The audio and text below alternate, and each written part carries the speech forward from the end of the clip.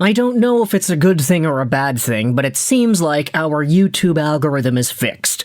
So whenever you look at some Canucks stuff on the Googles, you will see our videos sometimes popping up there. This one in particular, the Nick Kypreos report of Patrik Allvin thinking that he's going to get canned, is quite interesting because of the Metropolis Fritz Lang thumbnail. What a masterful film, all the way back in the silent era. But with that said, we have ourselves some more updates when it comes to the Vancouver Canucks, Patrik Allvin, Jim Rutherford, Adam Foote, and trade talk as well. We've got it all coming on this video, so stick around. This is going to be a pretty interesting Sunday. Shall it be? Let's head into some comments made by Elliotte Friedman to start things off. This is what he had said earlier last week on the Real Kipper and Bourne show on Sportsnet Radio regarding the Canucks. I think one of the things the Canucks generally feel is that they've gotten rid of most of what was ailing them inside their room. And now they have to start building it back up again. I like this reply from Robbie, because it essentially fills in the blanks without being too definitive. So, Miller and Hughes were the problem? To me, it feels like Petey is a big problem. And then another reply says, no, it was Garland and Myers that were the problem. Like, okay, I don't necessarily think that it's fair to put the blame on any one individual person, but thinking about Miller and Hughes, yeah, I would not be too surprised if it came out that some of the ailing, fractured Vancouver Canucks feelings that had been going around that room partially were due to some of the relations involving those players. Oh yeah, because Sherwood and Myers were terrible guys. It's kind of funny, because you have other Canucks fans saying, they still have Pettersson, so Elliotte Friedman is full of crap. As long as EP40 is there, it's still toxic. So, believe what you want, whether or not Elliotte Friedman is right or wrong here. That's your prerogative. But with that said, when it comes to the men that will make the decisions as to whom it is stays, goes, who gets brought on, and who ends up getting the can, we do have ourselves some updates. This is the TSN.ca insider trading segment from 3 days ago. This, of course, is a video. You can see the thumbnails on your screen, but you can't actually see the video itself because there's a pretty interesting firewall, it seems. Let's go out there and read what Rada, LeBrun, and Dreger had to say in regards to Patrik Allvin and the Vancouver Canucks. Gino Rada asks, as teams continue to be officially eliminated from this year's playoff race, questions begin to circulate as to who else could be out of work and when. But it doesn't look like the Vancouver Canucks are making similar changes to the Leafs. Dregs? Dreger replies, well, not to that degree. There's been so much speculation around the future of management from President of Hockey Operations Jim Rutherford to GM Patrik Allvin. I can tell you that Allvin has no intention of leaving as GM of the Canucks, and he remains highly regarded as GM of the team. He's viewed as being an excellent evaluator of talent, an excellent manager when it comes to finding talent. His primary focus for the second half of the regular season, for the duration of this season and leading up to the draft, is what could be a very significant draft to the Canucks.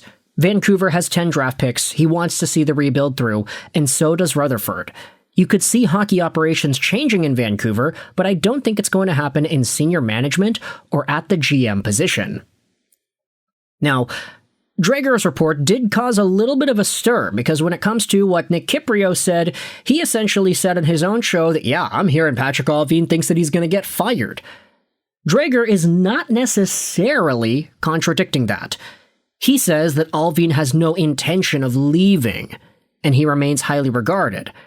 That does not necessarily mean that, the Canucks themselves think of Allvin as the guy to stick around. They want this guy. They think he's going to build a contender, etc., etc. Rick Dhaliwal said on Friday that he also heard the same things, that Allvin was telling people in his personal life that, yeah, I think I'm going to get fired. I'm not going to stick around here.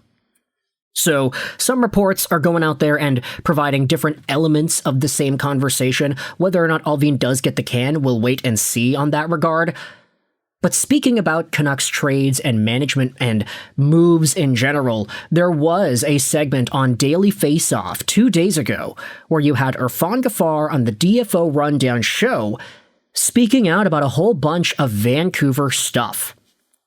Big shout out to Canucks News Summaries, who went out there and summarized a good chunk of this info, from the Ottawa Senators to the Maple Leafs to the Canucks and the coaching carousel.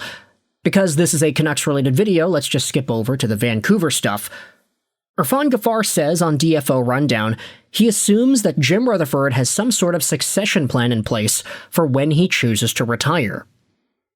Now, I'd say that's pretty smart. I mean, Rutherford is really old. Like, I respect the guy for how old he still is and still is able to manage a hockey team. The fact that he's able to do it, that's awesome. But you do still have to think about what comes next. Gaffar says that he thinks there will be a lot of change this offseason. David Pagnotta on the DFO show says that there will be more roster changes this summer too. Jake Debrusk is open to a trade, and the Pettersson conversation will continue. There have been whispers over the last few weeks that the Canucks are seriously considering a GM change. So again, this does kind of go not necessarily against, but kind of parallel to what Darren Dreger was saying too. They think the focus is on management changes right now. Irfan Gaffar says on the program that ownership is aware of how long a rebuild will take, and they understand it. And finally, you have Gaffar and Pagnotta believing that Adam Foote will keep his job. They don't believe that they want to make a coaching change, as Foote and his assistants are on 3-year contracts.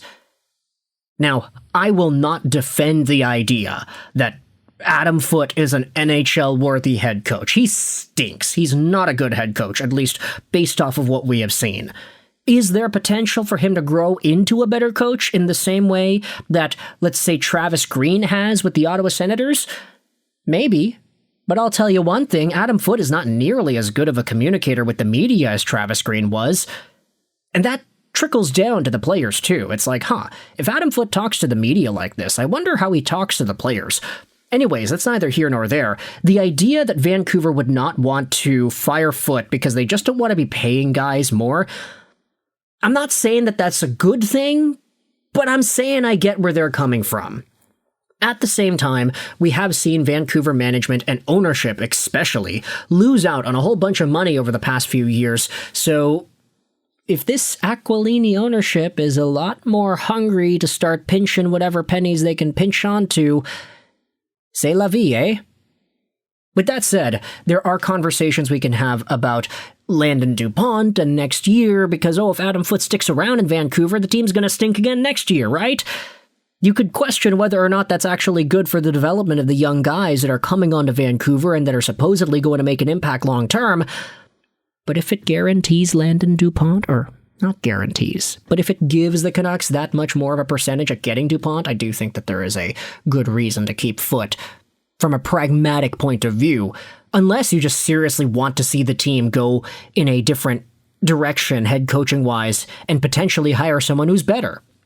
It's not like that would be too hard to find though, to be honest. With that said, you can let me know your thoughts in the comment section below. How do you feel about some of these GM updates? Some folks are saying that Patrik Allvin could be leaving. Patrik Allvin reportedly is telling people in his personal life that he thinks he's going to leave. Darren Dreger is saying that Allvin has no intention of leaving.